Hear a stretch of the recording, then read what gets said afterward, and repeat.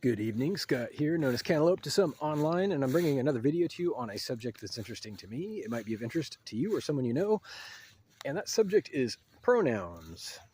You're probably familiar with the modern trend towards choosing custom pronouns for a person or individual, how they choose to be described, how they describe themselves.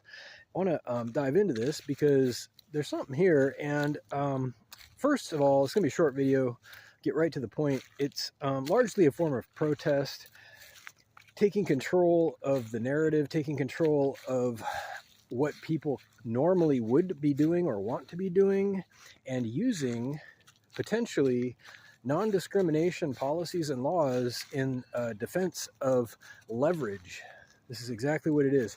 But in a bigger sense, it's also a new language, and I think this is the interesting part.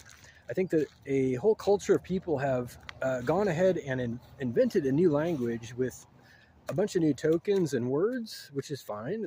They're allowed to do that. And I would never tell someone that they couldn't name themselves or call themselves whatever they want. However, I'm going to go ahead and be honest about everything. I'm going to continue using the language that I know, and I'm going to be honest about what I say because that's what I do. And I'm going to use the correct words to describe people. And as much as I respect other people's wishes to call themselves certain things, and for their friends to call them those things, I'm going to continue to use the words that I know in English to describe those people. And it's usually pretty clear, what kind of person they are. If it's not clear, I might delegate that to them. If it's, so ambiguous that there's a question about, whether a person is a he or a she, I might just, let them go ahead and tell me which is it, because that's up to them. But if it's plain, if it's, patently obvious, I'm going to go ahead and be honest about it, because I'm on the line. If I'm not, if I lie about that, it's going to come back to haunt me. I promise it will. So, here's the thing, that we can get along just fine. We can agree. You can call me whatever you want in your language. I mean, within reason, as long as you're not being slanderous on purpose. And I'm not trying to do that. I'm really not. I'm just trying to be accurate with respect to you and the truth.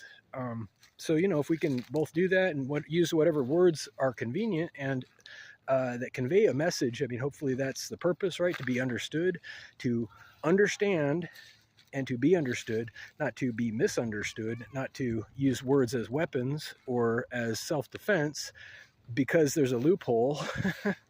And that's going away too, by the way. As an aside, I want to wrap up. In conclusion, the opportunities that have existed in the last 20, 30 years with non-discrimination lawsuits and non-discrimination employment practices have been largely based on the assumption and misunderstanding that quality control is second to equal opportunity, and it's really not. So the problem with it is, here's the thing. Equal opportunity is super important, but it's not so much about refusing to discriminate applicants. It's allowing an opportunity, a job opportunity, for example, to get exposure to all the applicants in fairness to them and the job, especially the job, or else the quality of work suffers. The quality of the product or whatever the job is involving suffers when you cannot have quality control as far as, firing people or screening out unqualified people. You need people who are going to be able to do the job. So the problem with making it impossible for people to discriminate at all is you end up with zero qualifications. You can't count on it. You can't count on anybody being able to do any particular job, and that's obviously unsupportable. It doesn't work that way. So with due respect, there is no sanctuary.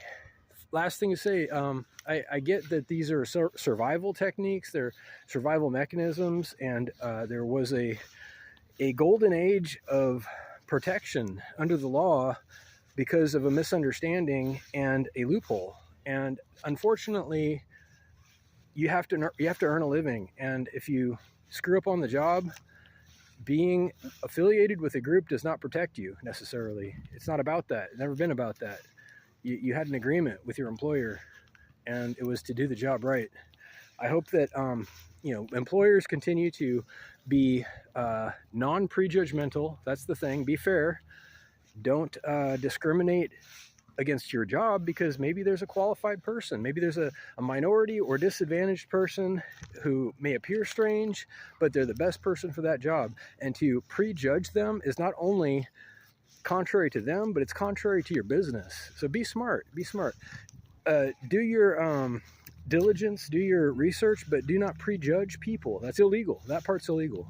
So they have a point with that one. Anyway, have a great day and reach out with questions or comments to whitehotrobot@gmail.com. Thank you.